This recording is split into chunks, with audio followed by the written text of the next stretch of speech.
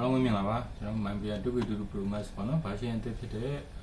3.7 မှာပေါ့နော်အသစ်ပါရှိလာတဲ့ tool တွေက audio မပါလေးကိုကျွန်တော်ရှင်းပြပေးမှာဖြစ်ပါတယ်ဒါလည်းဟိုငကိုတွေကပါပြီးသားပါ UI အပြောင်းလဲလေးဆိုတော့လေ user တွေကိုလည်းဟိုဘယ်လိုလုပ်ရမလဲဆိုတော့လေဟိုသိကြချင်လို့ပါဟုတ်ကျွန်တော်ဒီမှာ tool တွေကိုတောင်းမယ် audio မပါပေါ့နော်ဒီလိုပုံစံလေးတော့ပြောင်းလဲသွားပြီပေါ့ခဏဦးအနေနဲ့ကျွန်တော်ဟိုစမ်းပြမဲ့ video လေးကိုကျွန်တော်အရင်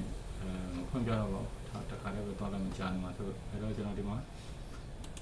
ဒါဆိုရင် video file ပေါ့ကျွန်တော်တို့ကဒီ video file နဲ့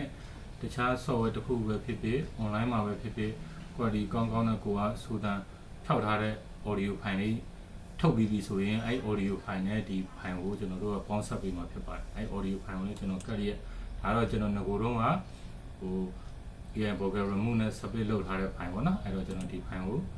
ကျွန်တော်ဒီလေးကိုခဏပေါ့နော်တူတူဖြစ်သွားအောင်โอเคအဲ့တော့ကျွန်တော်တို့ဒီ file နှစ် file ပေါ့နော်ကျွန်တော်တို့ကပေါင်းစပ်လိုက်မှာအဲ့တော့ကျွန်တော်တို့က video file ကိုဒီ web channel ကိုကျွန်တော်ထည့်လိုက်မယ် original video file ဒီ file ကိုသုံးပြီးတော့မှကျွန်တော်တို့ online မှာပဲတခြားစူတန်ဖြောက်ထားတဲ့ရလာတဲ့စူတန်ဖြောက်ပြီးသားပေါ့နော် file ကိုကျွန်တော်တို့ဒီဘက်မှာဆွဲထည့်လိုက်မယ်ဒါပဲပြီးရင်ကျွန်တော်တို့အဲ့ output ကိုပုံမှန်သိမ်းမလဲဆိုရင်ကျွန်တော်တို့ desktop ပဲဖြစ်ဖြစ်ကျွန်တော်ဒီမှာကျွန်တော် desktop က audio မပါဆိုတဲ့ folder လေးကိုကျွန်တော်ယူလိုက်မယ်နော် audio မပါအဲ့ folder လေးကိုယူလိုက်မယ်ပြီးရင်ကျွန်တော် start ဆိုတာလေးနှိပ်လိုက်တာနဲ့ဆက်ဆောင်မယ်နော်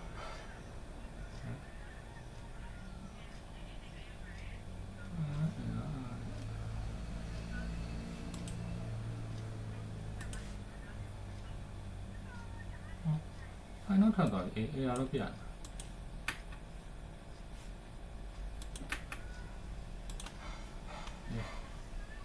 error ပြ file တော့ရပါတယ် okay ဒါလည်းကျွန်တော် error ဆိုလဲကျွန်တော်နောက်ပြင်ပေးမယ်ပေါ့နော်အခုဒီ file လေးကိုကျွန်တော်ဆန်းပြမယ်ပေါ့ထည့်လိုက်ပြီနော် playlist ထည့်လိုက်မယ်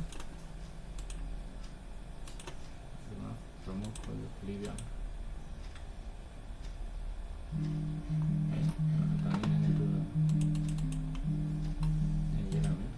ဒါဆိုရင်စူတန်ပါရပါတော့